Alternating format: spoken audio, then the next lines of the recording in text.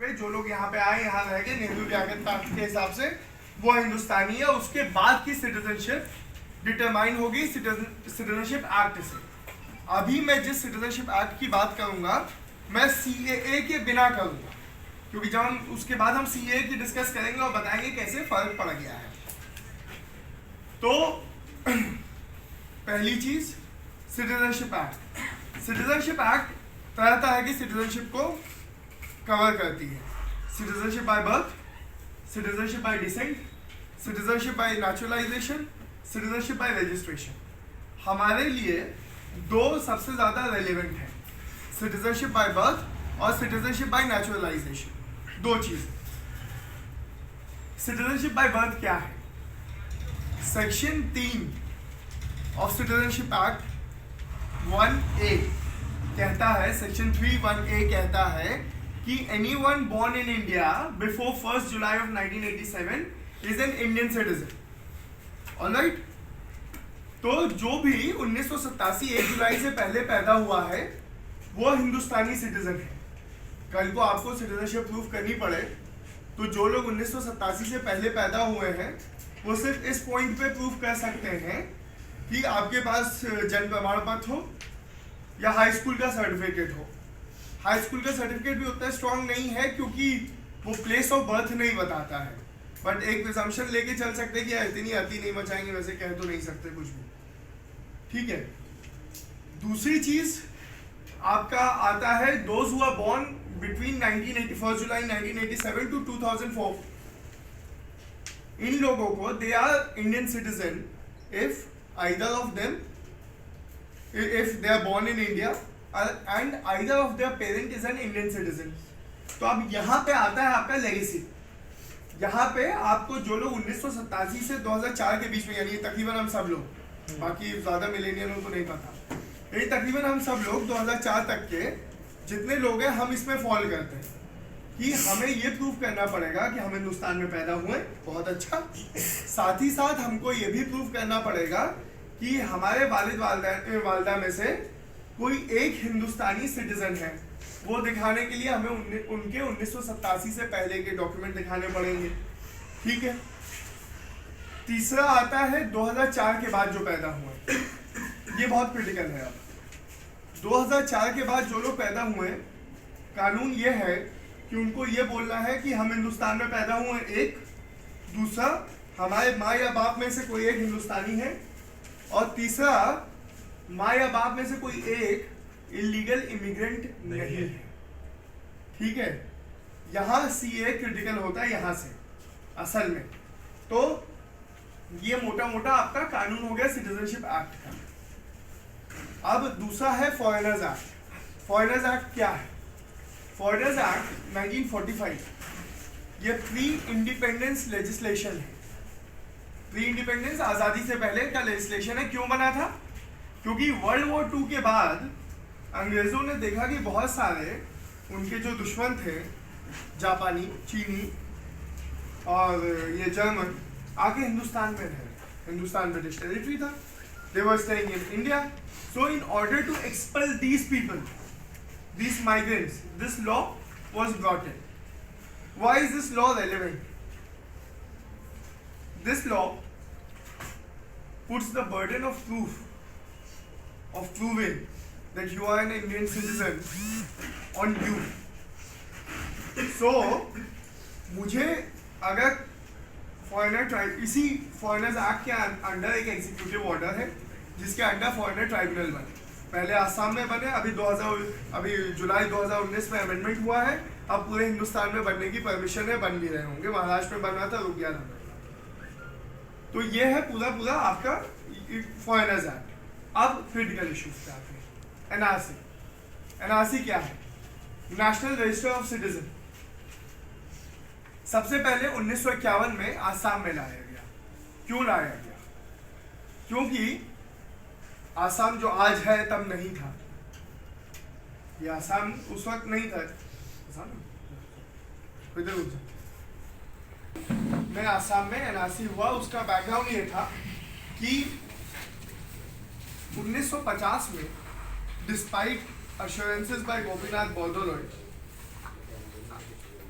Rights हुए आसाम में, तो बहुत सारे लोग उस टाइम अर्स्टवाइल पाकिस्तान में चले गए, बहुत सारे लोग वहाँ से आ गए।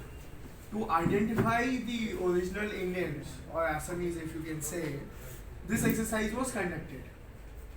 ये एक्सरसाइज जब 1951 में कंडक्ट हुई, कोई पब्लिक नोटिस नहीं दिया गया, कोई पब्लिक नोटिस नहीं हुआ। बहुत सारे जो रिवरलाइन एरियाज हैं या आसाम के दुर्गम इलाके हैं, तब बहुत ज़्यादा दुर्गम रहे होंगे, वहाँ पे कोई नहीं पहुँचा।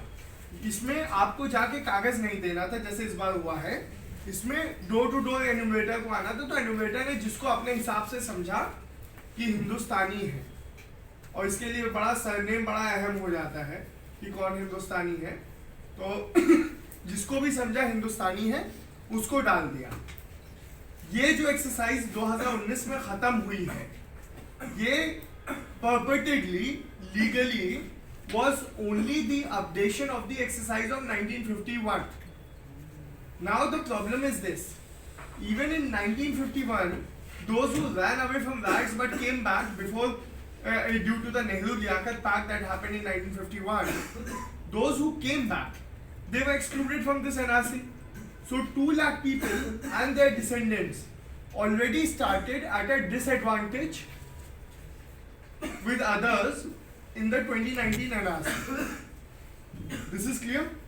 ठीक है, अब यहाँ पे इसको रोकते हैं। आसाम की ही अभी बात करें क्योंकि कानून वहीं से शेप हो रहा है। आसाम एजिटेशन होता है, लोग मारे जाते हैं, लैंग्वेज को लेके होता है। शुरुआत एक र्यूमर से जहाँ तक है होती है कि इंदिरा गांधी वहाँ से आके चुनाव लड़ेंगी। ये होता है कि यहाँ पे तो अरे इन्होंने तो डेमोग्राफी बदल दी है, बांग्लादेश से लोग आके रह रहे हैं, वो लोग तो इनको जिता देंगे। This little spark starts an Assam-wide, state-wide agitation. बहुत लोग मरे। दिल्ली में if I'm not mistaken official figure 2000 का। उसके बाद असम अकॉर्ड होता है। असम अकॉर्ड होता है राजीव गांधी और मेंबर्स ऑफ स्टूडेंट एजिटेशन के बीच। उस असम अकॉर्ड के बिना पे सिटीजनशिप एक्ट में एक अमेंडमेंट होता है। अमेंडमेंट से सेक्शन 6A लाया जाता है। बहुत यूनिक बात यह है कि ये वाला जो अमेंडमेंट था 6A, it was unanimous, no party oppose this in the parliament. एक दिन में पास हो गया, बहुत यूनानिमस, सबकी रजामंदी से हुआ था। असम अकॉर्ड क्या करता है? असम अकॉर्ड और उसके बाद 6A एक कट ऑफ डेट रख देता है 24 मार्च 1971 की आसाम के लिए, कि कोई भी इंसान आसाम में 24 मार्च 1971 से पहले आया तो वो हिंदुस्तानी है। उनका और भी सिचुएशन थी कि 10 साल 6 साल वोट नहीं करेंगे, 10 साल कूलिंग पीरियड होगा, ये सब, लेकिन उसके बाद एसिमिलेट हो गए। उसके बाद की पॉलिसी थी डिटेक्ट, डिलीट एंड डिपोर्ट की, कि आप डिटेक्ट कीजिए कौन फॉरेनर है यहाँ पे, उनका नाम वोटर लिस्ट से डिलीट कीजिए, उनको डिपोर्ट कीजिए। ठीक है।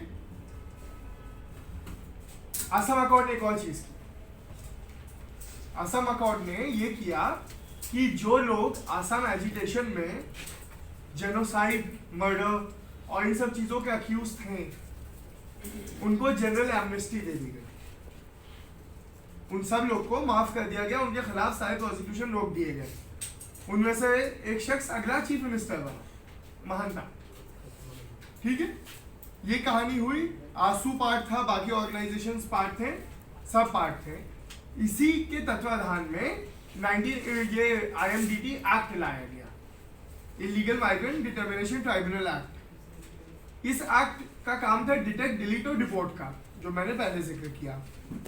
डिटेक्ट, डिलीट और डिपोर्ट में इस लॉ में एक अच्छी चीज ये थी कि बर्डन ऑफ प्रूफ कंप्लेनेंट पे था।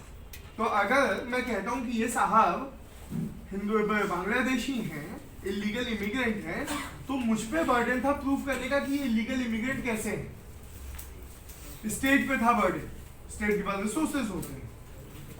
ओके, ये चल रहा था, ठीक था, कोई दिक्कत नहीं। 1997 में वो सरकार क्या कहते हैं, that government of United progressive front, if I am not mistaken, United progressive front government बनी थी सेंटर पे, गुजराल देवेगौड़ा वाली है भाई। उसमें the then home minister made a statement that there are 4 million illegal immigrants in Assam alone. This statement had no basis. This statement had no basis at all. However, this was repeated in a white paper that was submitted by the then governor of Assam to the then President K.R. Narayanan. This forms the basis of a Supreme Court judgment in Sarbananda Sonowal. Sarbananda Sonowal judgment में word use हुआ external aggression, घुसपैठिए, infiltrators, और ये सारे words use हुए किस basis पे? इस बेसिस पे जो बिना किसी लॉजिक का जो फिगर दिया गया उसके बेसिस पे, और कहा गया कि नहीं IMDT एक्ट अनकॉन्स्टिट्यूशनल है क्योंकि ये बर्डन स्टेट पे डालना है और ये पर्सनल नॉलेज है जो मेरे पास होनी चाहिए और मैं प्रूव करूंगा। Fair enough. इसके रिपील होने से क्या हुआ? इसके रिपील होने से ये होता है कि आपके पास एक्सक्लूजनरी एक्सरसाइज के लिए लेजिस्लेशन बचता है, foreigners act, a pre independent legislation where the burden of proof is on me. यह है कानून आसाम का, सर्बानंदा सोनोवाल तक चला। इसका असर से फॉरेनर ट्राइब्यूनल ऑर्डर था ही, फॉरेनर ट्राइब्यूनल स्थापित हो गए, डिटेंशन सेंटर्स स्थापित हो गए आसाम में। कैसे काम करता है? मैं एग्जांपल दे रहा हूँ, ये नाम बदल के बता रहा हूँ। एक का मुनव्वरा बेवा, ठीक है, जब इनकी शादी नहीं हुई थी इनका नाम था मुनव्वरा निसा। शादी के बाद हुई मुनव्वरा बेगम, बेवा हुई तो मुनव्वरा बेवा हो गया, कोई दिक्कत नहीं। From foreigner tribunal up to Supreme Court, they said that these are 3 different people, without going into the fact that the address remains the same, the name of the relatives remains the same, but said they are different people. They fail to understand that Begum, Nisa, Beva, these are honorific titles. Yes. These are not the surname. Muhammad is Title. Is like everyone, every Muslim has Muhammad or Ahmad interchangeably in their name. They don't understand that. Yes. They don't understand that. So then there is this case which is still pending before Supreme Court. नाम बदल रहा हूँ, against some Nisa. इनकी शादी इनके चचेरे भाई से हुई। बहुत नॉर्मल है, बहुत कॉमन है, मुसलमानों में बहुत कॉमन है। सिर्फ मुसलमानों में क्यों, हिंदूज में बहुत कॉमन है, साउथ में खास करके, ठीक है। कजन से शादी हो गई। The foreigner tribunal remarked that this is impossible, how can this be, and expressed surprise, but that surprise caused them to declare this person as an illegal immigrant. Not just simply saying that I declare this person to be this. No. The foreigner tribunal gave a special remark, said that this lady, this OP, opposite party here, has given 7 kids to India, and now is our duty to send her back to her homeland, to her country. This is Islamophobic. Yes. This is dog whistle. ये कहा, ठीक है। एक example, ये असली नाम लेके बोल रहा हूँ ताऊ से, असगर अली पेशे से कारपेंटर, आसाम में, रहने वाले बालीगंज कलकत्ता के। He is not even a citizen, because there is no citizenship of Assam. We need to understand this. India does not have federal citizenship. एक citizenship है, प्रादेशिक कोई citizenship नहीं हो सकती, डोमिसाइल हो सकता है, रेसिडेंस हो सकता है, citizenship नहीं हो सकती। लेकिन अगर मैं कलकत्ते का रहने वाला हूँ तो मैं आसाम भी रह सकता हूँ ना। लेकिन क्या हुआ, फॉरेनर ट्राइब्यूनल में रेफर हो गया, अभी मैं सिस्टम को भी समझाऊंगा कैसे रेफरल का सिस्टम चलता है, आऊंगा। फॉरेनर ट्राइब्यूनल को रेफर हो गया, उसने कुछ कागज लगाए, उसने पासपोर्ट लगाया अपने वालिद साहब का, उस पासपोर्ट पे बांग्लादेश का वीजा स्टैम्प था 3-4 जगह। अब भाई अगर कोई बांग्लादेशी होगा तो वीजा स्टैम्प कराएगा, doesn't make sense, right? Only an Indian going to Bangladesh for business will get it stamped. Yes. Right? Okay. There was some liquid that was spilled over that passport, and it said this passport cannot be accepted to be the document. Very well, very well. I had also presented a voter list of 1965. अब यहाँ problem कहाँ आती है? Voter list की certified copy लगाई थी, authentic copy लगाई थी, लेकिन वो कॉपी बालीगंज की थी, क्योंकि मेरे वालिद साहब तो वहीं रह रहे थे, मेरे दादा तो वहीं रह रहे, कोर्ट का संबंध है उनके नाम पे। अब बाप का नाम में दिक्कत क्या? बाप का नाम मोहम्मद जरीफ, लेकिन डाक नाम क्या? बंगालियों में डाक नाम होता है, पता है? डाक नाम जरूरी नहीं है अनस का अंशु हो जाए। हाँ, क्या नाम है? मोहसिन का डाक नाम जुबैर हो सकता है। बंगाल में, बंगालीज में ये हो सकता है, कोई part of the culture, part of the tradition. उनका नाम, डाक नाम था शेख मोरल, मोहम्मद जरीफ शेख मोरल। कोई इसमें कहीं डिस्प्यूट नहीं हुआ कि ये दो अलग लोग हैं, ये मैंने बस जानकारी के लिए बताया। हुआ ये कि कोर्ट ने कहा कि 1965 की जो वोटर लिस्ट है उसका वो इशू हुई है directorate of archive West Bengal से, और एविडेंस लॉ में एक कॉन्सेप्ट है कस्टोडियन ऑफ द डॉक्यूमेंट, कि जो डॉक्यूमेंट का कस्टोडियन है वही उसको प्रूव कर सकता है, वही सबमिट कर सकता है। और उन्होंने कहा कि directorate of archive is not the custodian of this document. Now the problem is this, you go open the directorate of archive of West Bengal, top पे कहेगा कि we are the custodian and evidence act of this of voter list of 1961 1971 of West Bengal। हमने high court तक जब तक पहुंचे RTI डाली, वो आरटीआई में बालीगंज ये डायरेक्टोरेट ने कहा yes we are the custodian. High court ignored that simply. अब इसकी किस्मत समझिए, हम सुप्रीम कोर्ट हैं, उसी टाइम चीफ जस्टिस बन गए रंजन गोगोई। वो एक निजाम था, उस निजाम में नोटिस होती थी उन्हीं केसेस पे, सारे फॉरेनर ट्राइब्यूनल से निकले हुए, हाई कोर्ट से निकले हुए फ्रेश मैटर चीफ के सामने लगते थे। सब में नोटिस तब होती थी जब आपका एनआरसी की जो फर्स्ट ड्राफ्ट तब तक आया था उसमें नाम हो। असगर अली जब आसाम का है ही नहीं तो एनआरसी में नाम कहाँ से आएगा? वो एनआरसी तो सिर्फ आसाम के लिए था।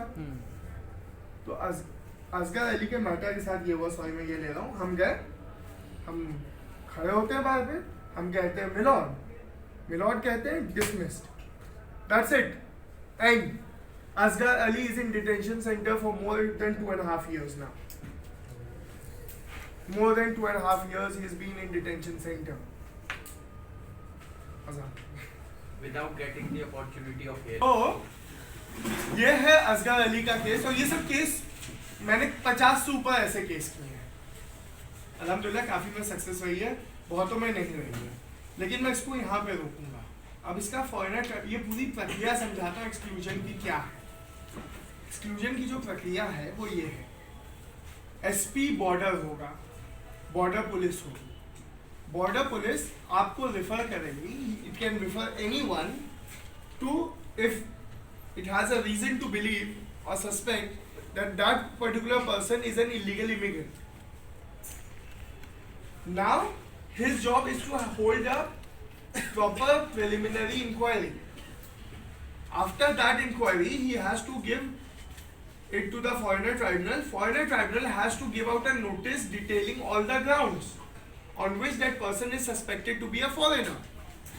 कभी नहीं, ये mandatory clause है, the state shall, mandatory clause है कि ये आपको नोटिस डिटेल देनी है। नोटिस में कई बार नाम गलत होता है, बाप का नाम गलत होता है, एड्रेस गलत होता है, कई बार तो इतनी दिक्कत हो जाती है, मान लीजिए X son of Y resident at Z, इसका नाम पे नोटिस आना है, उन्होंने गलत लिख दिया, किसी और के वहां पहुंच गया, वो अपेयर हो गया, उसके लिए उसका नाम नहीं था नोटिस पे, अब वो प्रूफ कर रहा है वहां खड़े होके कि नहीं ये तो मेरा नाम है, उसको जरूरत नहीं है, लेकिन वो लोग पढ़े लिखे नहीं है। आप सिर्फ इस पॉइंट पे नोटिस को मना कर सकते हो कि एड्रेस गलत है, लेकिन वो खौफ भी है, सबको डर है, इतने साल से वो डर भरा गया है कि तुम विदेशी, और इसीलिए आसाम में तभी जब ये एनआरसी आया है 19 लाख में से मेजॉरिटी मुस्लिम नहीं है। ठीक है, क्यों? क्योंकि जिनको इतने साल तक कहा गया कि तुम विदेशी हो, वो तो तैयार थे ना कागज लेके, उसने अपने कागज तैयार रखे थे। मैं एनआरसी बन जाने के बाद, फाइनल लिस्ट आ जाने के बाद आसाम गया, मैं आसाम के उदालगुड़ी, दलांग, इन सब जिलों में गया जहाँ कोई नहीं जाता। These are the Bodo territorial districts, okay, Bodoland territorial districts. मैं वहाँ गया था, मान लिया अगर मैंने 300 लोगों को, 400 लोगों को केटर किया उस दिन, उन 300-400 में से कम 80% वो लोग हैं जिनमें मान ली परिवार में 4 लोग हैं तो 3 का नाम आया है एनआरसी में, 1 का नहीं आया है। ये गलती उनकी तो नहीं है, गलती तो फिर डिपार्टमेंट की है। अगर एक ही डॉक्यूमेंट के बेसिस पे 3 लोग आ सकते हैं तो चौथा भी आ सकता है। ठीक है, खैर अब ये मैकेनिज्म पे वापस आता हूँ। ग्राउंड्स नहीं इशू होंगे, आपको जाना है एक उस ट्राइब्यूनल के पास which is not a creation of legislative action, it's not made by an act of parliament। Supreme court के कॉन्ट्रडिक्टरी जजमेंट्स हैं इस पे कि ऐसा हो सकता है कि नहीं, लेकिन एक सीधी बात है, आप कोई क्वासाई जुडिशियल अथॉरिटी और जुडिशियल बॉडी बना रहे हो, बल्कि आप जो आपके सबसे core human right, fundamental right सब कुछ है, सिटीजनशिप को डिटरमाइन कर रहे हैं। Every other right except for Article 21 and Article 14 flows through citizen, flows through this right of citizenship, okay? ये इसको वायलेट करने के लिए जो बैठाया जा रहा है, इसको डिटरमाइन करने के लिए जो बैठाया जा रहा है, जो अपने को जज समझता है मेंबर, उसकी क्वालिफिकेशन है 7 years of practice and he is a goddamn contractual employee at the whims and fancy of the state government। ठीक है, under the law it is supposed to give an opinion, merely an opinion, and the central government has to act whether that a person is to be thrown out or not। what they do, heading शुरुआत करते हैं judgment/order, and तक आते आते determination के साथ directions देते हैं कि राशन कार्ड से नाम काट दो, सोशल बेनिफिट से नाम काट दो, नौकरी से हटा दो अगर नौकरी में है तो। ये उनकी पावर नहीं है, और ऐसा नहीं है ये चीज़ हम लोग चिल्लाए नहीं है, सुप्रीम कोर्ट तक तकरीबन हर एक एसएलपी में मैंने ये लिखा है, हर एक एसएलपी में। It's there in your heart now. How can we remove that thing from their hearts? But we will. You guys have given me that hope, to be very honest. But anyway, we'll come back. इनकलाब पे आएंगे, पहले भी यहाँ रहते हैं, ठीक है, कानून समझते हैं। तो ये बॉडी अब ऑल ओवर इंडिया डिटरमाइन करेगी कि हम हिंदुस्तानी हैं कि नहीं। हम कोशिश करेंगे कि हम we are thinking of challenging the very validity, the very existence of these foreigner tribunals. Some petitions have been filed, no action has been taken. We'll try to press that further. But as of now, this is what the situation is. Now, this is the NRC, Assam as it was. There are certain judgments and order, there is certain discrepancy, something very hilarious, something very heartbreaking. As of now, it is not relevant because we are now looking at an all India NRC. Now they are saying कि NRC का तो कोई rule ही नहीं है, कोई बात ही नहीं हो रही, ठीक है, that's what said, हाँ, तो National Register of Citizen, issuance of identity card rules of 2003 are in place. The rules for NRC are in place. आप उसको पढ़ेंगे ना, इट्स वेरी इनोक्यूअस, वेरी कि क्या कह रहे हैं, यही तो कह रहे हैं कि रजिस्टर होगा, रजिस्टर में नाम होंगे और लोगों को आईडी कार्ड इशू किया जाएगा। This is the law, very innocuous, no problem. पहली चीज तो ये लॉ पेट्रियार्कल है, पेट्रियार्कल है। क्यों पेट्रियार्कल है? It makes the head of the family which is does not say but means to be the male member, the father, to be the informer.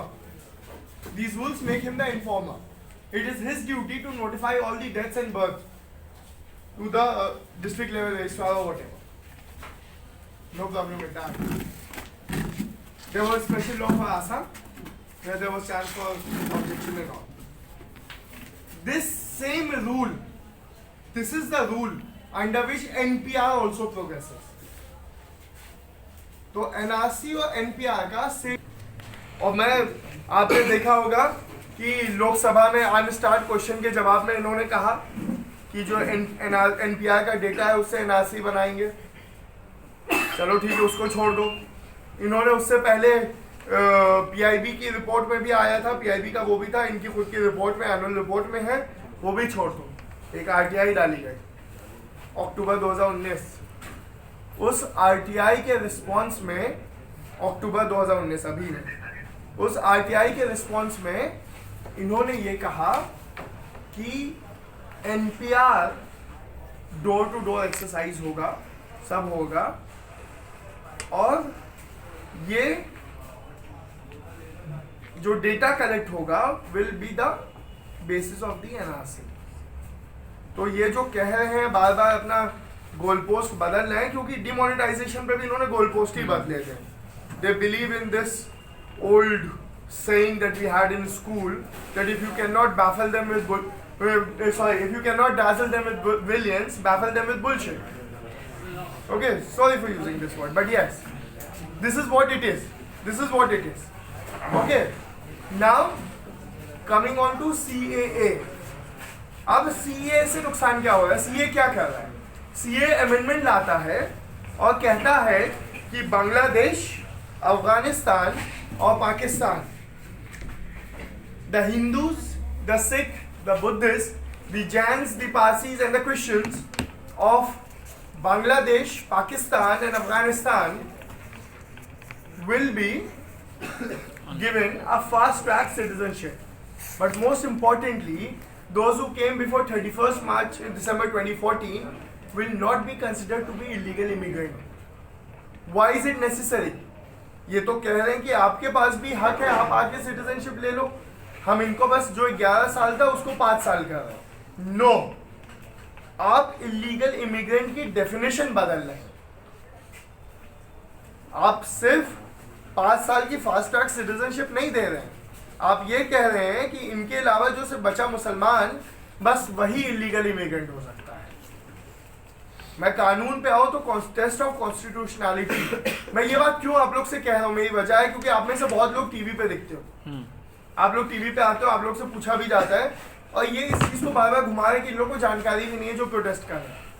ठीक है, और मैं ये सही में चाहता हूँ आप लोग नोट्स बना, क्यों जो यहाँ सीख लिया जाके 10 लोग को बता भी दो। This is how we make the change. Okay,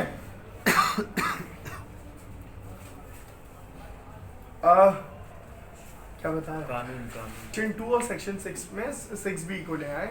6B में ये कहा गया कि इन लोगों को ये करने पे सिटीजनशिप दी जाएगी। कॉन्स्टिट्यूशनैलिटी की बात करता हूँ, आप आर्टिकल 14 से हिट हो रहे हैं, 14 से हिट हो रहे because you can not have a law, you have to give equal protection of law to everyone. Okay, to everyone. It does not discriminate between citizens and non-citizens. Clear? But there can be a reasonable classification. Okay? But for that reasonable classification to exist, there has to be some basis for that. Right? What is the basis for the classification? If you say these are persecuted minority, that is the objective? To give citizenship to persecuted minority in these countries? First of all, the word persecuted minority does not come anywhere in the provision. ठीक है? First. Second, you are not using the word religious persecution, but you are saying this. So are you saying that the Shias, the Ahmadiyas or the Baloch in Pakistan are not persecuted? Because this has been a diplomatic policy. This has been a foreign policy. We have always stated that these are persecuted. Yes. You are taking it as Muslim as a monolith community without taking into account the sects. Anyway, thank you for that. Thank you for that. Very nice. You got us united. You got us together. Very nice. Now, then you are saying, then what is the basis? कि ये हमारे neighbour थे, bordering part of the अखंड Bharat, pre independence Bharat. हाँ. Then Afghanistan was not. Afghanistan was not. It was not part of the India. It was a different country altogether at the time of independence. Then अगर persecuted minority को देना है तो भाई वो Rohingyas को क्यों नहीं दोगे? और चलो तुम्हें मुसलमानों से तकलीफ, हिंदू तमिल को क्यों नहीं दोगे? अगर तुम कहते हो कि इन कंट्रीज में स्टेट रिलीजन है इसलिए हम उस रिलीजन को छोड़ के बाकी लोगों को दे रहे हैं, कितने अच्छे हो आप. तो श्रीलंका का स्टेट रिलीजन क्या है? बुद्धिज्म. तो वहाँ के हिंदू, वहाँ के मुसलमान, वहाँ के क्रिश्चियंस को क्यों नहीं? म्यांमार से क्रिश्चियंस भी भाग के आए हैं, उन क्रिश्चियंस को क्यों नहीं? क्या वजह है? ठीक है.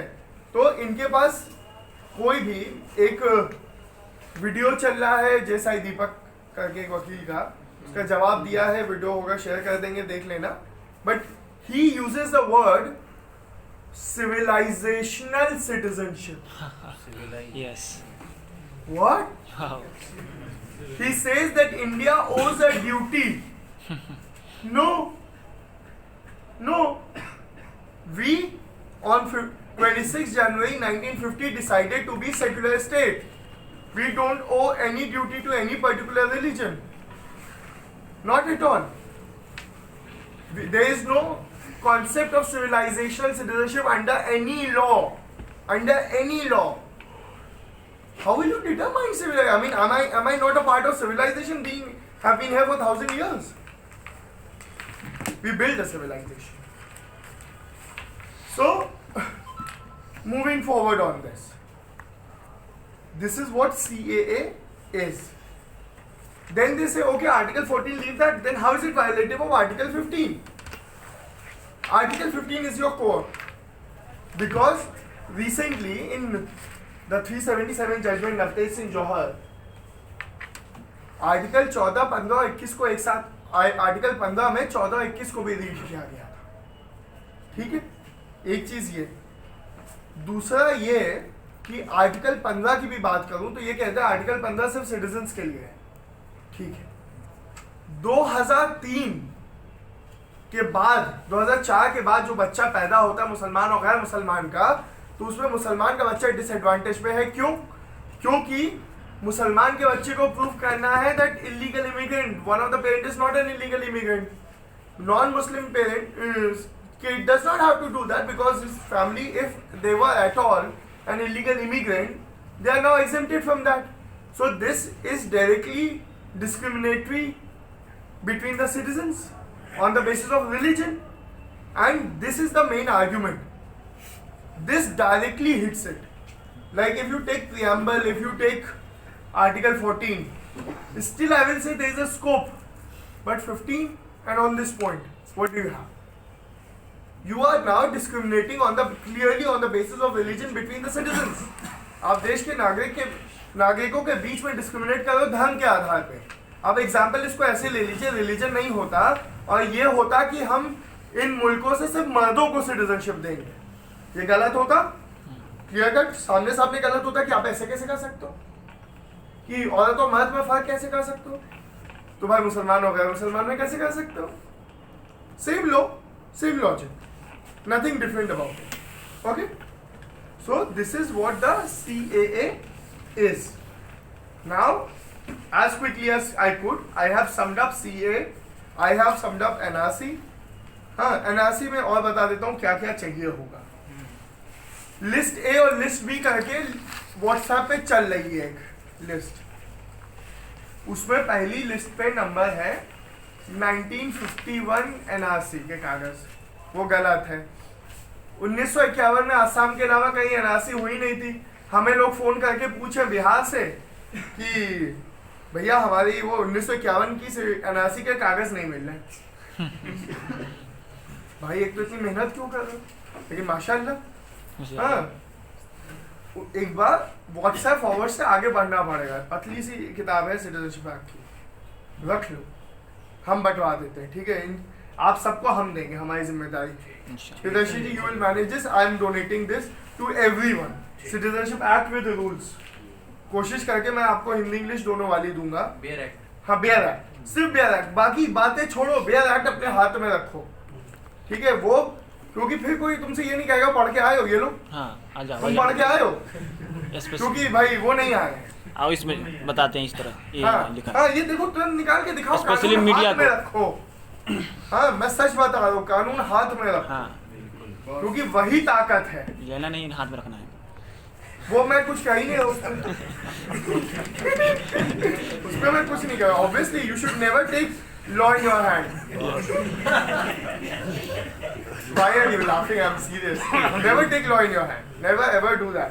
Never ever do that. And you did not. Yes. And you did not assert this that you Yes. did not. Okay.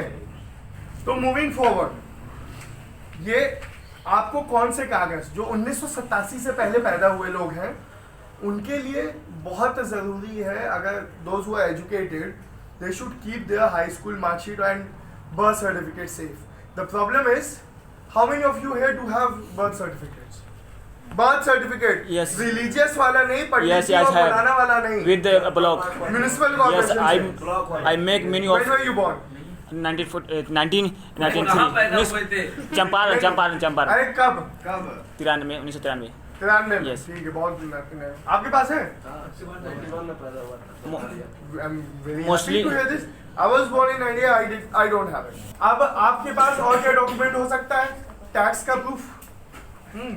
आपके खिलाफ कोई केस हुआ हो? वो मुन्ना नहीं, क्या नाम था उसका? जॉली पार्ट 2 देखा है, वो बेल वाला है मसला। तो या तो आपके पास वो हो या आपके पास जमीन के कागज हो, अब इंश्योरेंस हो, एफडी हो। अब ये सब चीज में खास बात देखिए, इनमें से कोई कागज गरीब के पास नहीं है। यस, एंड टेल देम कि एनआरसी की जो लाइन है ना वो धर्मनिरपेक्ष होगी। इनको लाइन में लगाने का बहुत शौक है, ये पहले क्लास मॉनिटर थे। हाँ, सच बता, उनको कभी डिमोनेटाइजेशन, कभी इसकी लाइन लगेगी, इसकी भी। आप काम छोड़ के, क्योंकि इसके लिए तो जाने ही पड़ेगा भाई, डिमोनेटाइजेशन में मैं नहीं लगा। अभी आऊंगा, आई कम ऑन द क्वेश्चंस। हाँ, I did not get into the line of demonetization. हाँ, not that I did not require cash, but चल गया किसी तरह। We got it. दूसरा, but when I will also have to get into this line for NRC, they can do one thing, and what I suspect is going to happen. एक minute pause करो, yes yes pause करो, वो video भी pause करो। Pause करो video. क्या होगा ये? अबे we need to this time we'll have to nip it in the bud. We'll have to oppose NPR. CA से शुरुआत हुई है, we'll oppose CA, but most importantly we have to oppose NPR. You want to have a census? Have a census. Do not ask me where my parents were born. Yes Why are they asking where your parents were born? Because of section 3 that I told you. Okay? And on the basis of that, they will prepare the NRC. But more dangerous than NRC will be NPR, because if NPR में this is going to be house to house exercise. What if they don't come to your house? What if they don't come to your house? You will keep on screaming that they did not come. They will show it on the document that that particular day I went there. Sanaullah के case में, सनाउल्लाह जब special unit में north east में लड़ रहे थे तो ऐसे ही इन्यूमरेटर ये बॉर्डर पुलिस ने उनको मजदूर दिखा दिया था अपने मने। ठीक है, तो ऐसी कोई वजह नहीं है कि यहाँ पे वैसा ना हो। यस ठीक है, अब I think it's better we go on the conversation style. Whatever is the question asked, and we will